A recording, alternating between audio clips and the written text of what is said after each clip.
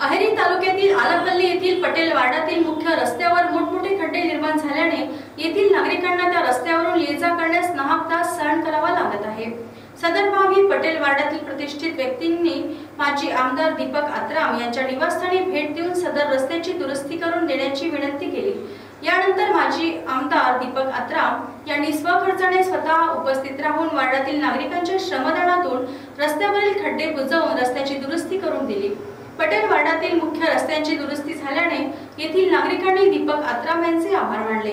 यावेळी आदिवासी समाजाचे प्रतिष्ठित व्यक्ती प्रभाकर आत्राम, सुरेश उरेत, नामदेव मडावी, हनुमंतू कोरेत, आकाश उरेत, ऋतिक आत्राम, विक्की कोटरंगे, रोहित अर्का, रचित अर्का, लोकेश मसुलकर, सौंदर्या गुरुनुले, वंदना मडावी, संजय आकेवार, वैभव आकेवार, प्रशांत मित्रावार यासह वार्डातील नागरिक उपस्थित होते।